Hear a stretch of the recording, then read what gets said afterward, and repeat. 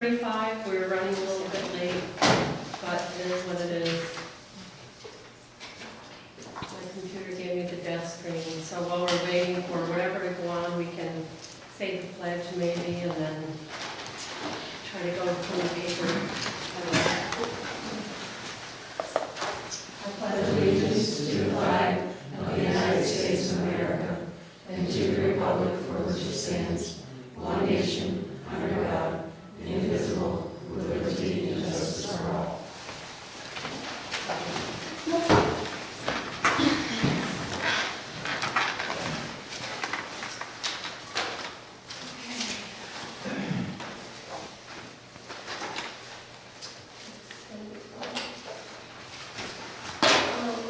Do we have anybody for public participation report? No. Are there any board member issues? No issues. Are we gonna handle them?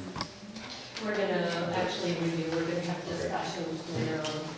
Okay.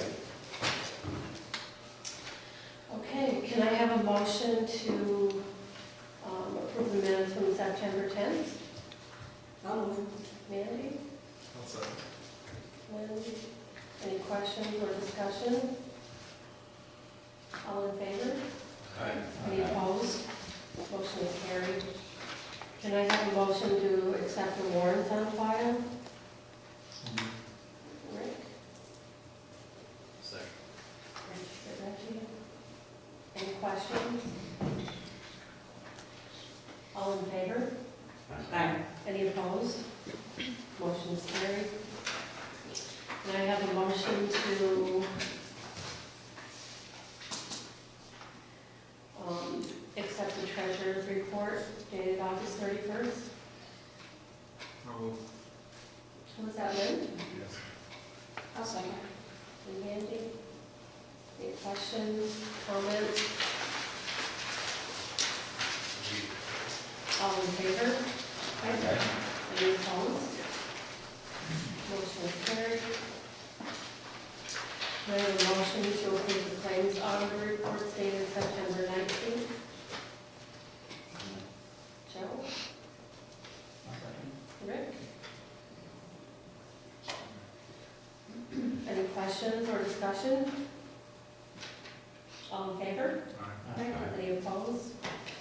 Motion is carried.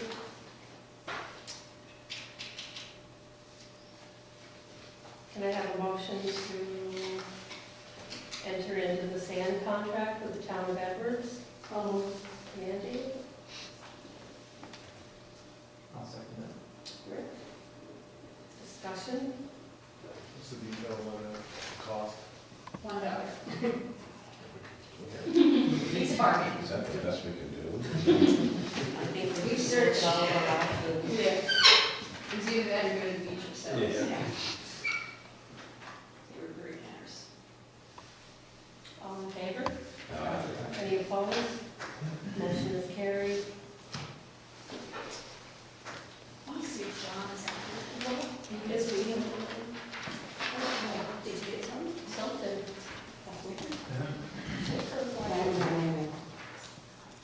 Have the desk screen for so long.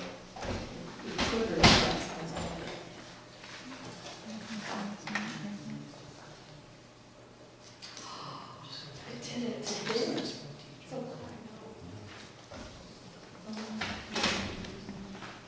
just took a one. No, John? I told him quarter of. I mean, it's not quarter of it. Okay. I'm just looking at Almost there.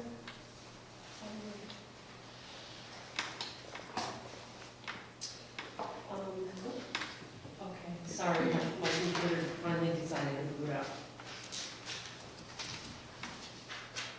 I don't have access to all the things that I missed.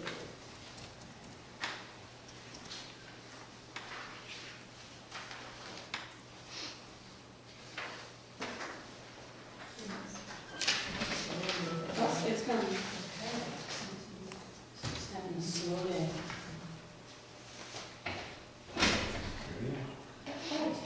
Perfect. Morning, John. There. We're actually actually to you. Oh, So, okay. have a seat up here. Good job. Hi, John. Hi. Good to see you. Thank you. I had asked John to come tonight. John has imposed a list that is available for future projects, building projects. And we've kind of put off some things for a while that we can't keep putting off. And I asked Becky to find out how much money we had in Excel. So do you want to report on that? We have, just over 400,000 left. We had 490, so, it goes on the, 4.5 million capital project for the forward. So that 400,000 is available. I was also confirmed by fiscal advisors for that, and they're gonna send me more information on how to proceed if we decide to go forward. Now, that doesn't mean that maybe all the money that we use, but we know we have that much currently available to us. So, John, do you want to go over the list, please? Okay, and with that said, you know what, I think it would be a little irresponsible of us not to pursue things that we're gonna have to have anyway. And if we don't do it out of a project, then it'll have to come out of the local budget, which of course is, you know, much more expensive. In the whole $4 million project we did the last time, we used how much of the Excel aid only, how much of the Excel aid did we use in the We whole? have 400,000 left. Because we used about 90,000. We used about 90,000 to do a $4 million project, so, I mean, theoretically, we've got enough Excel aid left to do a, I don't know, $40 million project. Not that we want to do that, but, we could. So anyway, for the list, and this is in no special order, it's not prioritized, it doesn't go by cost. It's just, as I thought of things, I added them onto the list as things come up and came to light. But one of the big ones is the emergency generator. That's the one that's in our boiler room now. On our 5-year inspection that was done by an engineer, they deemed that unsatisfactory. And when anything is deemed unsatisfactory in that inspection, that automatically says it's not just unsatisfactory, it's not acceptable. We did send a letter to the state, explaining to them, you know, that it had never been a problem before. It isn't a problem now as far as operational, it's never given us any issues, but it's just that the code has changed to these emergency generators, what loads can be on them, and where they can be located and all that stuff that makes that one unsatisfactory. I would agree with that, changing things, you know, after it's already done, but that's the way that the state does it sometimes. So anyway, that will need to be addressed. Several ways we can do it. We can either put a new generator in a different location. We can break the loads away that they consider these 1A loads, emergency lighting, the exit lights, certain things that are life safety issues have to be on a separate load bank somewhere. We can do that with another generator. We can do it with a battery pack and converters. There's 3 or 4 different ways we could do it, and that's something that we'll have to explore if we ever get there.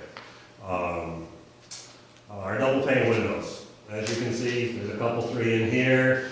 There's probably 50 or 60 of them throughout the school. In our last project, we changed about 20 of them that were bad. In the project before that, we changed about 20. It's just a continuing issue. There's that one there, we just changed that one on our own because it was broken, we had to change it. And that was under $500 for that one window. So it'd be very expensive for us out of our local budget to go ahead and do all of these. They should be done in a project. Auditorium lighting upgrade. The lights in there are for the house lighting. If any of you have ever been in there for any kind of a function, the house lighting is not acceptable to do any kind of paperwork or anything like that. If we brought the house lighting up to a little higher levels, it could be more usable for training sessions and teaching and things like that. The lighting, as far as the stage lighting, some of that came over from the Knox building. We brought it over with us, not me per se, because I wasn't here, but we brought that over, so it's, 50, 60 years old, some of those lights up there. We've taken quite a few of them out of service because the wires just get frayed and bad and in danger. We've taken a lot of them out of service anyway. We have replaced a few, but they can all be upgraded. There are the old lights are 750 watts each. So if you turn on all those lights, I can imagine, I haven't added it up, but I probably don't want to, the amount of power they use. The new ones, we get LEDs that run on a tenth of the power, and last forever, cooler, the whole deal. So that really needs to be done. Bus garage, we've done a lot of lighting upgrades in the building, that hasn't been touched. It's been low on the priority list, and we haven't touched the bus garage lighting up there. That should be done just to save energy. Pool lighting, same way. We did some extra lighting down the sides of the pool because the lighting levels weren't acceptable for us to pass our pool inspection. So we did some lighting down the side in-house, we added that. But the overhead lights have not been upgraded. Again, they're the old style, 500 watts each. You know, we can do it for half or less than power. Gym lighting upgrade. We did upgrade the lights in the last project. They put in the, and all of you have been in the gym, but we had the hanging lights with the mini fluorescents around them. They just aren't working out. They're very expensive. They're $6 a piece for those bulbs. There's 8 bulbs in each fixture. I spend thousands of dollars every year in bulbs. The minute a ball touches them, the kids will kick a kickball or something up there, and the minute a ball touches them, 3 or 4 of them will fall out and break, and they're a little bit dangerous, and I just don't like them at all. We should do something else in there, both gyms. Stage curtain replacement. The last time we had our stage curtains checked, every 5 years you're supposed to have them fireproofed and checked for safety. The last time we did it, they wouldn't even clean them. They said they were dry rotted. They are. You can go in and just kind of tear them apart very easily. They need to be replaced. We'll have to replace them in 4 or 5 years, whether we do it in the project or not. Paving, resurfacing of school lots and drives. That's one thing that state ed will not cover. They won't give us aid on that, or a very little bit of aid on it. That's something that we would have to decide how bad we want it done, need it done. Because that's something that we would have to pay for basically ourselves. Front parking lot issues. At the beginning of school, there was a couple issues with the cars pulling in after the buses were already lined up. And there was a question whether that was actually like passing the park school bus because of where they were. They never really fully resolved that. We put up some signs. It's helped. I don't think they're really doing it much anymore. So that has helped a lot. But it brought up the issue, should that parking lot have its own entrance and exit? It would be nice, if it did. That would resolve any of the issues there. Do we have to get permission for that, John? Oh, yes. I mean, obviously, we're going on to a county road, Right. but it wouldn't be an issue. It would just be, yes, you need to tell somebody you're going to do that, yeah. It wouldn't be an issue as far as. I thought we had addressed it once before and they frowned upon us doing it, but that's just Well, my they don't- memory. They don't want too many. They would rather limit the number, Right, but I think if we explain that to them, the issue with us, right. I don't think there's an issue as far as, them allowing us to do it, Yes.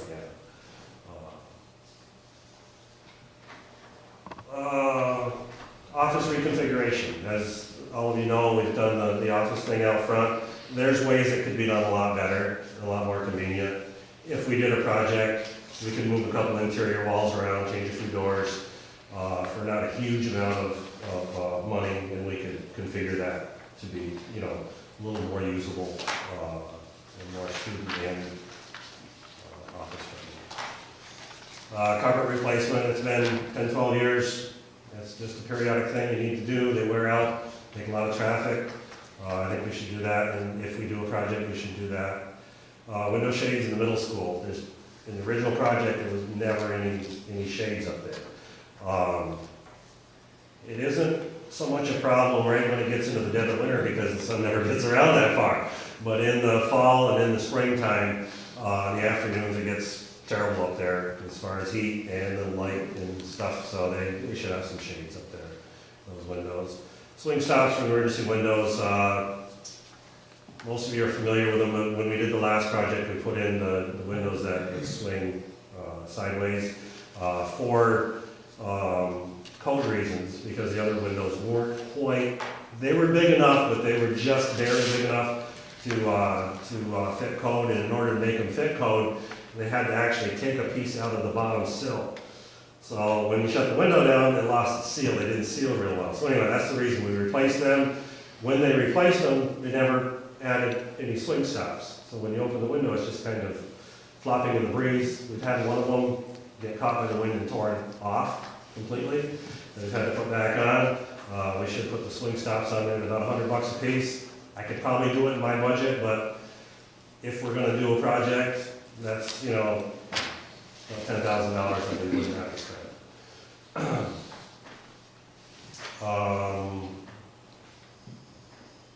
Site lighting, they've done so many things now with the LED lights, and they're so efficient and they use so little power.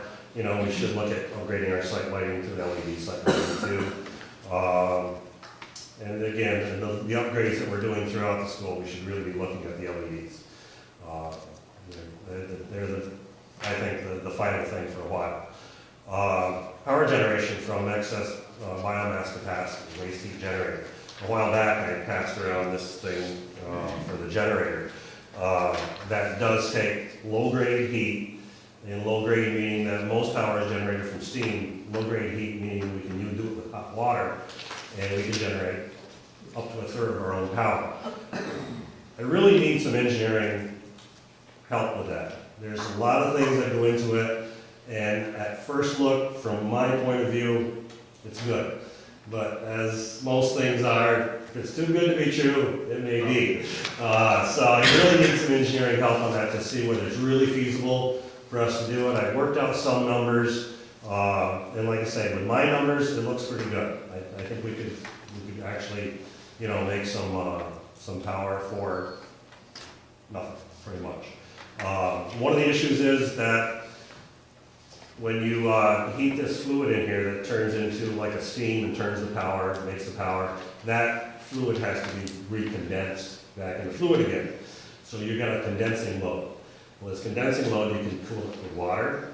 I mean, we can take groundwater and you can cool it very easily, but then it's a waste. You're wasting that heat. Another idea that we have is, in the last project, we talked about it, but there wasn't enough money. Our ag program would love to have a greenhouse. They really would like to have one. He does a good job now with what he can with plastic and tubing and stuff, and he does a good job with that. But to have a real greenhouse, you know, would be nice. And we could take that waste heat, that condensing load off this generator, and we could heat that greenhouse easily. And then it wouldn't be wasted. Then we'd be actually doing something with it and, you know, produce some of our own food for the cafeteria. I mean, many things that could be done with that greenhouse. So that's an idea. Solar heat for the pool. I'd love to do that in the summertime. It doesn't take much heat anyway, but we could, a small solar heater on top of the pool area, and the pool could be virtually, you know, free. Right now we heat it in the off seasons with the propane. Like I say, it doesn't take an awful lot, but still, it could be free. We should explore that. The second, the Northern Lights, electrical, whatever, anyway, the same outfit that's doing the solar project for the town of Russell, they're gonna come and visit, and they're gonna talk to us about a possible solar project here, just preliminary, what we can do. I think if, you know, that could very easily work in with our project. They've got some grants out there, they say up to 50% can be paid for, worked in with our project, again, free, you know. The solar has worked out very good on our biomass building. We have solar and wind up there. Our wind generator is twice as big in capacity as our solar capacity. In the almost 3 years it's been there, we've made twice as much power with our half the capacity of solar as we have with our wind. So the solar does better than I would expect it to in this area, actually. Stair tread replacement. Again, it's kind of a maintenance item. I could do it. They're expensive, $60 a piece, and there's, I didn't even count them up. There's a lot of them. To do, we should put that in with the project if we do one. Fire alarm upgrade, we really need to do that. They've told me that our panel is outdated, No new parts available. They have some used ones that they have saved when they've done other upgrades to other buildings.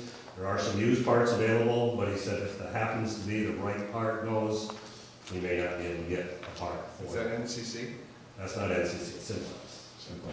Is that NCC carrying the quote? No, that was Simplex themselves. And I haven't actually got any further quotes, they just tell me that, be careful, because some of the parts may not. They all steal parts. They don't, never throw a panel away. Yeah. It's so hard to get a part that's 20 years old, it still works, would cost you triple what the whole fixed system works. Right. Yeah. Yeah, so, and anyway, with a new panel, you know, the new panels are all addressed, I'm sure the hospital have, it's all addressable now. It's just, because now, and, what happens is, fire alarm will go off, we have no idea where it is, we go to the front of the building, and we do have a map there, and that will pinpoint a section. And it may be the whole lower elementary wing, so we have to hunt through that whole wing to find out, okay, did somebody actually pull an alarm? Is it a sensor that's gone bad? Is there actually smoke somewhere? It can be 15, 20 minutes trying to track down what the issue is, where the addressable ones, you know exactly where they are the minute they go off. It's just what we should have. Some of our exterior doors, say the building's coming on to 24 years old, we solder wax constantly, chloride and stuff, and some of our exterior doors, the bottoms are rusty, they need to be changed. Electronic timing system for the pool, I understand that other schools are bringing their timing systems with them because we don't have one. So, you know, that's something that we just should have. Not horribly expensive, but if we're gonna do a project, put it, well, that's not, $20,000. yeah, not enough. Sorry. Not enough. And all this stuff, you know, taking one at a time, maybe we could work it in somehow to our budget, but when you put it all together, it's a lot of money.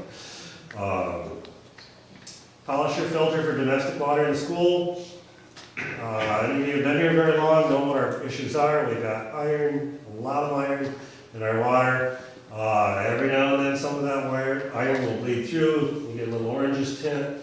People don't like to see that. I don't like to see it. But this polisher would take care of that if, you know, those times when a little bit of that iron would bleed through.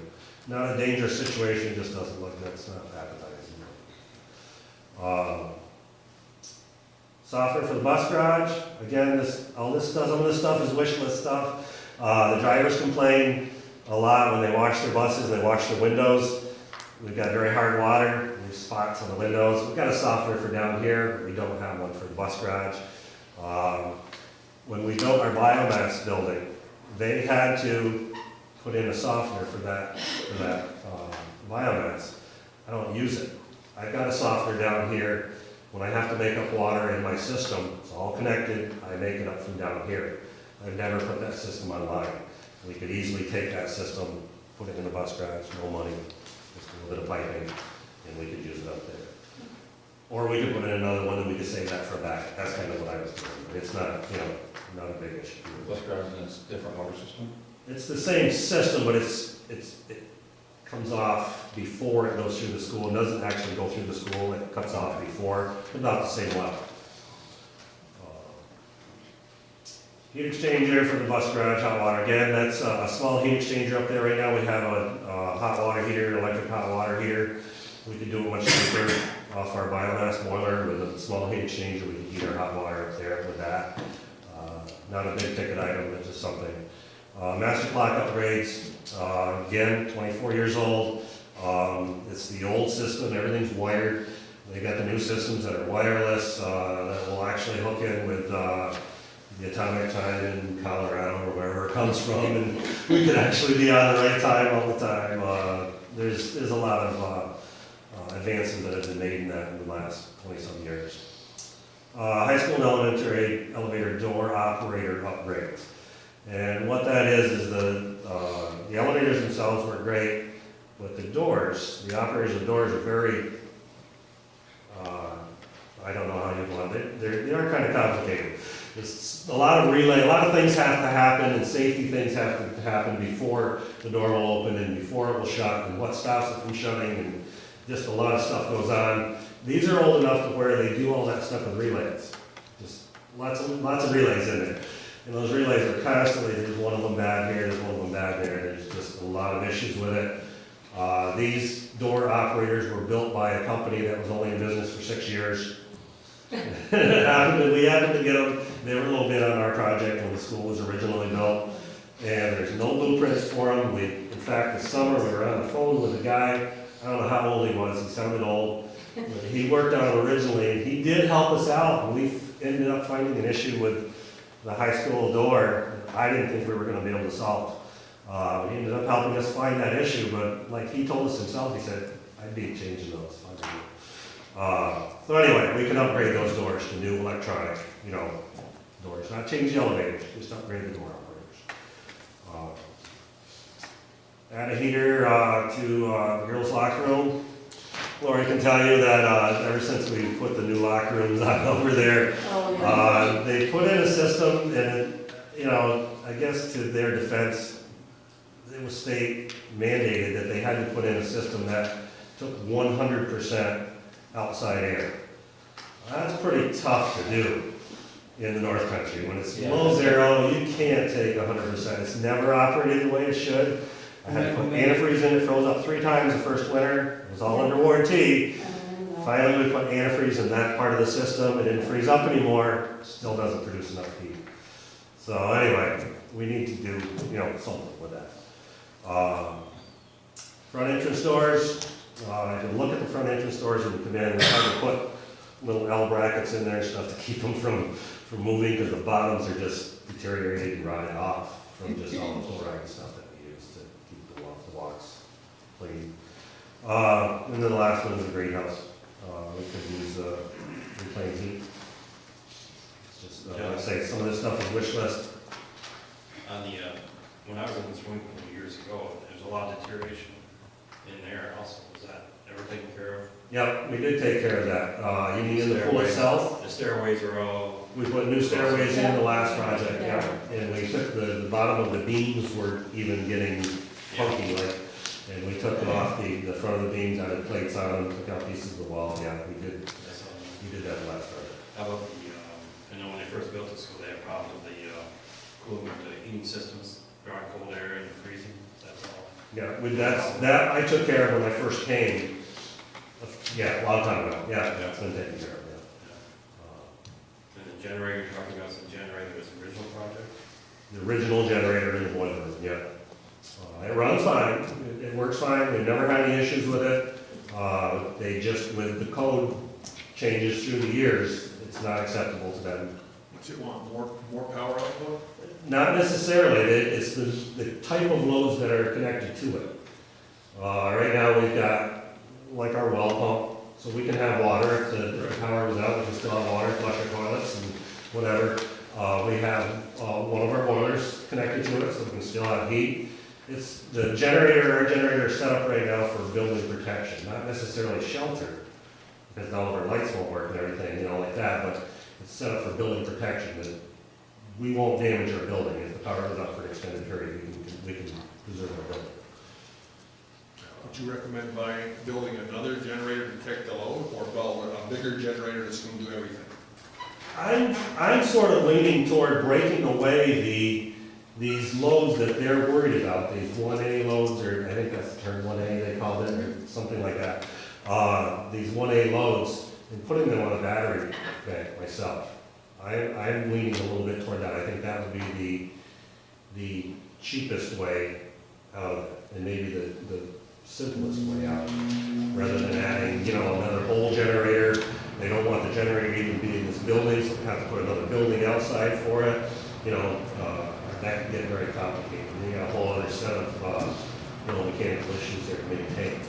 Or if we put in a battery pack, that would be charged all the time off our electrical system.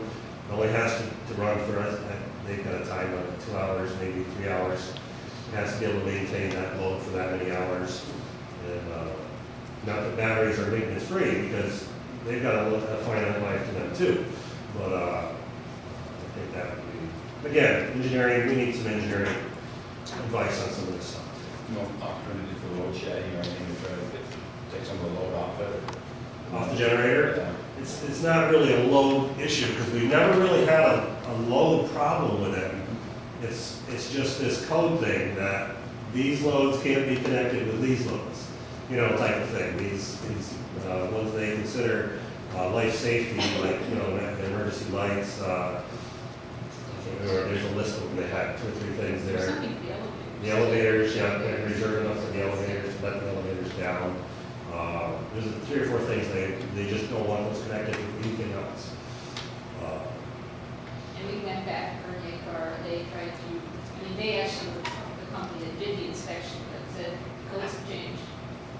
And we were kind of just And like, that's what it, and I mean, the school's been here, obviously, let's say 24 years. This has never been an issue before, how come now? And it's because the code's changed. Have we talked to anybody else?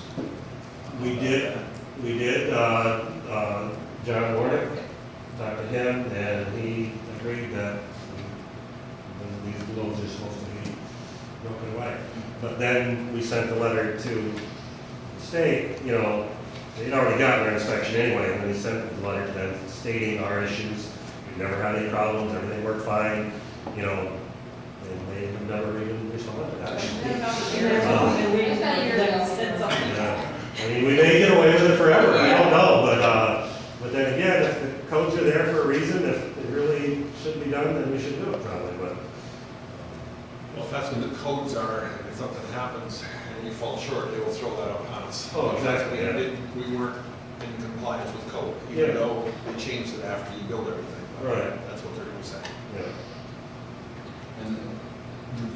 And I'm not sure the case with the schools, but is there a situation where your grandfather, so you have, because that's, Yeah, that's what we asked that question too. Yeah, I mean, we run with that all the time, but once you do any kind of construction out there, you have to do it to. well, and that was part of it, I think, is that 2009 construction that we did, when we added the biomass and stuff, that should have really probably been done then, and I think maybe, I don't want to blame anybody, you know, maybe Bernier Carr missed it at that point, and then, I don't know, it was kind of a strange thing that happened anyway. that was our first fight as well, is that it should have been caught in 2009, and it was not. Do we use burning cars exclusively?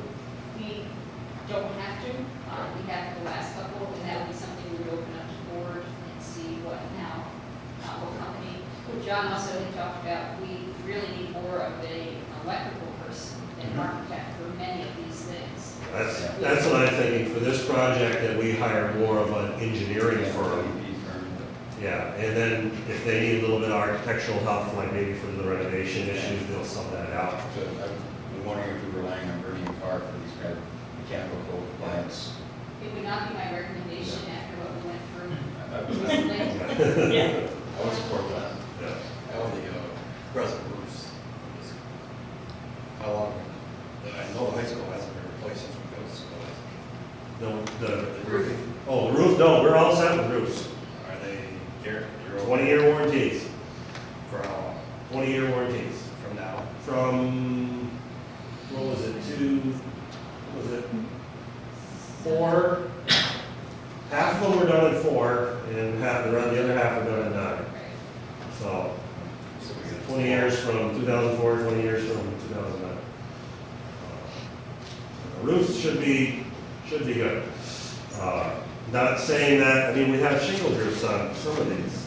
These are the flat roofs that I'm talking about, they're 20-year warranty. We have shingle roofs on our other ones, they were new in 2004. There's not 20-year warranty on that, those were 15 on those, I believe. And we could get a windstorm, horrible windstorm anytime, I guess. So we've only got maybe 7 years left on those. Yeah, Warranty. right. John, you know how we have the leaking when we get the windstorm from a certain, is there any way for that to be looked at within this project? The issues aren't, that isn't the roof. I know. Yeah. Is that leaking? Well, the issue is when we get a storm from the east, it comes from the east, like a hurricane goes below us, you know, or whatever, those nor'easter storms that you get sometimes, not very often, luckily. When we get those, we have a couple places where we have elevation changes. The biggest one is right over there next to that gym. And the hallway goes down low, and then the wall goes up. The other ones are the pool storage, the gym storage on the other side, where those elevation changes happen. And when you get the driving storms, these blocks are porous, you know, and some of the joints are porous. And it will drive right through the wall, really, and runs down the inside of the wall. Well, it's supposed to be, at that elevation change, there's supposed to be a continuous flashing across there to catch that little bit of leakage and channel it out. It's not happening. It's not channeling it all out. Channeling some of it probably, it's not channeling it all. Is that the section of the building that has solid block and not brick veneer? No, that's brick. There's brick veneer? Yeah. So, there is a solution, you know, possibly, but it would be to tear the wall down, you know, and then redo that flashing and hopefully get it the next time. There's no paint or anything that would cover it to stop the absorption. Now, you don't even know for sure where it's coming in. It could be anywhere in that wall, you know. Masonry coatings are expensive and they last for a year or two if you're lucky and Yeah. I think there's more damage than And so and, you know, I mean, I'm sure there's some places over there. I mean, any of the big brick buildings that have these elevation changes have these issues. Should that be part of the project so that it's, creating any structural damage? It's not really so much, well, ceiling tiles. It'll take down a couple ceiling tiles every time. It's just annoying, you know, it's very annoying. And, you know, that everybody thinks, well, your roof's leaking. Well, they are, but it looks like that. So, I mean, we could do it, we could put it in the project. It's expensive, because that whole wall's gonna come down, you know. It would be expensive. We it's could, gonna cost more damage. You could put it in and check it out and we could put it in as a, look at it, give us a price type thing. They can repair some of the lower wall flashings by taking the first half a dozen courses of bricks out, supporting it and replacing it. If they can get them out that way, then it might be a little bit cheaper. We did that down in South Louis School on a big wall just like that. Yeah. And you had to take the bottom foot and a half row of bricks off just to get to the flash and redo your flashings and all your weeps and everything. And it can be done, but it's not How not often cheap. does this do?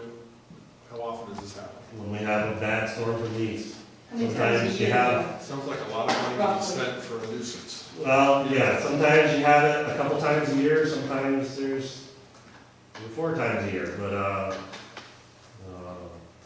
You don't think over time it's gonna ruin the seal, the flooring and everything?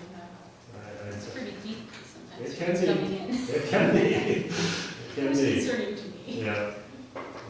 And we can get a price on it. We can You get a can price on also, it. I mean, not that we want to take away from the character of the brick, but you can put other materials over top of it with different flashings to the roof, Oh, sure. like metals or something. We could, yeah, we could redo that whole wall with different, like this, that's on the outside of this building. The name eludes me right now, but it's almost like a stucco, type material. We could do that, you know, there's things they could do, but then again, like I say, then you're gonna change the character of your building too. Would it be too much to ask to take the list that you've done, which, my opinion is, you know, the building was better than anybody else, so I wouldn't argue what you think needs to be done, what doesn't need to be done. But to kind of break things apart into what you feel are must-haves, what you feel are. Oh, yeah, prioritize, definitely, yeah. And anything with life safety implications, or, you know, look at the lighting, you know, have we ever talked to National Grid about some of their grants for lighting upgrades? Definitely would be, and that would come in, when we decide if we're gonna do this, we will talk to them, and they will work with us in conjunction with the project. Because a lot of times they can, I mean, they do a really good job of putting together their costs and payback to show Mm-hmm. the community or whatever buy them, Right. educators, you know, year and a half payback on some of Yeah. the stuff, LEDs, like you say, 1/10 the power. Yeah, An amazing amount of money that can be saved over, you know, 10 Sure. or 15-year period even. sure. Some of the universities now are looking at 50%, Yeah. cut in their expenses just by upgrading for a year and a half, 2-year project. Yeah. So it's a lot of, And another thing that works into this whole electrical thing is we're an SC3 customer, a large, you know, customer, and if we can get back, if we could possibly get back to the SC2 range, we could save like 10-12% on our power bill right there, just because we're changing classification. But in order to do that, we're gonna have to drop about 40 kW off our peak. And the only way we probably drop that much off our peak is, like I say, through this whole school power consumption drop plus the generation. If we could generate some of our own. But, Is there anything with a life safety implication or a really short payback period that you could really, be in our favor Yeah. budget-wise? sure. And then look at it, it'd be nice to have kind of list Yeah. and see what you have, what's left, basically. Sure. But the other thing to consider in all of this is that with the amount of money we've got in our Excel, this, more than likely, almost everything on there except for the parking lot issues, everything on here would be 100% paid for. There'd be absolutely no local, cost. Just like our last project there was no local cost. We got the biomass and everything virtually for as far as the local taxpayers. And then give that with all of our taxpayers, the whole state, but that money was there to use, and if we don't use it, somebody will, or they'll just take it away. Do you have a feel for what your list is worth? Around top of my head,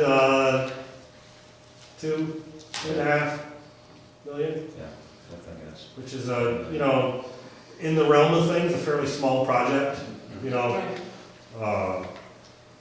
would take, $23,000 off our 400,000, that we've got there. But that would be the local input, the local Right. input, that's what that was for, is to pick up that slack, or accelerate.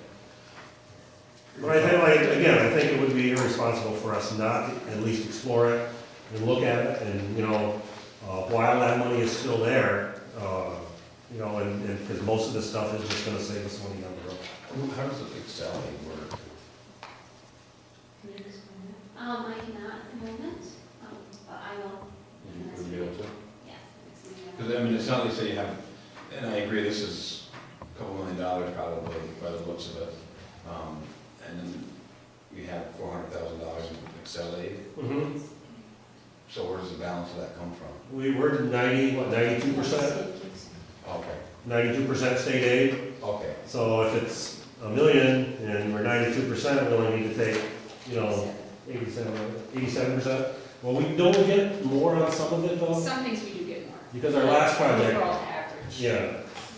so we'd get somewhere between 87 and 92% state aid on this, Yes. Yeah, on these projects? Yes. Okay, and then what we don't get from state aid, we take from the, Take from the Excel. okay, right, I'm following you now. right. This project you showed us earlier, I'm sorry, did I interrupt? I was gonna say, yeah, It's a project we talked about earlier with being able to run the greenhouse. That was the same project you talked to us a few months ago. Exactly, So yeah. we'd have to run the chips longer, as far as the season goes. We could, and that would be a good thing. That'd be good. Yeah.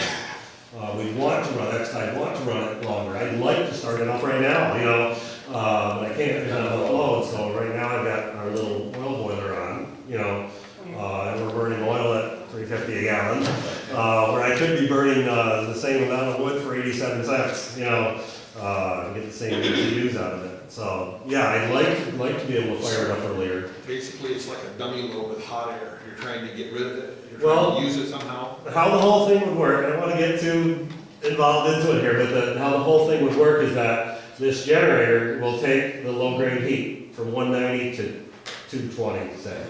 We put out our water 200 degrees, right? I typically don't put it out that hot, but I would for the generator. I put out the water at 200 degrees for the generator. It'd go through the generator would use all the heat it wanted out of it, which isn't a heck of a lot. When it come out the other end, it'd still be about 180, which is fine for the school. I would then send it down to the school, to the bus garage. We do everything we needed to do with it down here, heat the pool, heat our hot water, heat the school, do everything we needed to do with it, send it back to the biomass. Still gonna be 165 degrees. We've gotta come up with somewhere to use, because the generator needs 100 degree or less water to condense this hot fluid back into liquid again to start the whole cycle over. We're gonna have 65 degrees of Delta. delta 65 degrees to get rid of. It's a lot of energy when you're talking 150 gallons a minute and circulating. It's a lot of energy. I don't want to waste it, you know, I don't want to just, So you could put it through the greenhouse. so I heat the greenhouse with it. Probably still wouldn't take all of it. That's where I kind of need the engineer's help. All these numbers kind of get complicated Right. and just see, okay, we're, out of this 65, we're gonna use 25 of it to heat our greenhouse. We're still got about 40 here. Is it feasible? You know, with what we pay for our chips and everything, is it feasible then to actually do this? Are we gonna make money with the generator? Does the whole volume of water coming back to the boiler have to go through the generator? Most of it would. So you Most do- of it would, not all of it. At certain times, probably when it's really, really cold, it wouldn't. But at certain times, it would. Because you couldn't have a recirculation a little bit, introducing some, not that that would be efficient, but introducing some cold water to get it down. Just that portion of water that had to go from the generator and then back to the boiler. Another idea I have, and I say I have these ideas running around, but another idea I have is to take during those times when I don't need all that load, have a storage tank, an insulated storage tank with cold water in it, Yeah. and use that, right? Recirculate And then at night, when our electrical loads are the lowest, we don't really need the generator to shave peak or anything, then take that hot water in that storage tank, run the biomass back down to minimum, and feed that water in to supplement heat for the school. Another possibility. And again, all this stuff costs money, it's expensive, again, I need some engineering help. Is it worth it? With the life cycle of the generator, is it worth it to have all this stuff, you know? Would there be a way we could, once we generate this power and we have our own power, could we run that in the evening, so, and run the meter backwards? I mean, basically sell it back to, We could, but not under that scenario I just gave you. That would be the thing. If we got our wood chips cheap enough, if we got them cheap enough, we wouldn't care if we wasted it or not. We could make more money with the power. And then we could do it that way, if we got our wood chips cheap enough. I don't know if $55 a ton is cheap enough to do that. But that's where I need the little, you know, yeah, we need an more engineer's expertise. review to say Some more expertise on it. it's gonna be worth it, or we might be spending $10 to make it out. Right, So, right. So anyway, John has been building a list for a while. I've been putting them off for a while. I feel like we're at the point where we can't keep putting things off now. I had kind of thought once we had, no offense, I think Carol here for a year, then we started for this year. With her gone, Becky and I, we both were our first times going through this. So we would use fiscal advisors, we would, go to other steps, and we both have a little packet that Becky gave you today to start reading. Good. So we would like to proceed, at least at preliminary stages, and have John obviously prioritize I think it's- a list and see what we can Yes, start to do. somewhere, I agree, and then see what it looks like. One note was that even Carol said that even if she ever did a project, she would always use fiscal advisors no matter how long, because the rules constantly did change. That we did not do it enough to keep up with all the changes. So it's better to pay someone than to screw up and, Who do you use, Officer? fiscal advisors. That's what we use. And we do have money in the budget for them, for these types of things, that's there. Just recently, we had a scare with biomass, and had we used fiscal advisors to begin with 3 or 4 years ago, we wouldn't have had the scare that we had. So, it's certainly worth the insurance to work through them. I think as John said, we would be irresponsible not to at least look into doing as many of these as we can. John, could you give us a list or a cost on this, of your wish list is a good one to start with? And what would be some alternate? I'd be guessing, I really. No, I don't mean now, I mean down the road. Really, the whoever we hire for an engineering firm would do that. I can guess, and but it's sometimes things are way more expensive than you think they're going to be. Well, I think, and to bring up the point that came up today when we were discussing some of this, Bernie and Carr had quoted a job before, and how much were they off? Well, they were off. Actually, it was the biomass project. They were off. Oh, yeah. Half Yeah. the money. We had to back them again for another vote. It's that's not Yeah. kind of embarrassing and. Well, So that's right. Sounds like there's other people out there. Well, yeah, and that's what we need to do, we need to develop a list. Randy, maybe you know a few engineering firms out there. My son said, and I don't want his firm to even touch it, but he said he would give me a list of people that he knows in the business, in different engineering firms. But, you know, like that, we can get, you know, a list together, and we can, and they'll come in and give us a presentation. And if we really want a definitive price, I mean, you're gonna have to pay them, you know, it's gonna, because it takes work, you know. We'll have to pay them to do that, obviously, but, I actually, talking about using consultants and advisors and whatnot, just your lighting alone, you could use a energy. oh, absolutely, absolutely. And I'm going to talk, I just,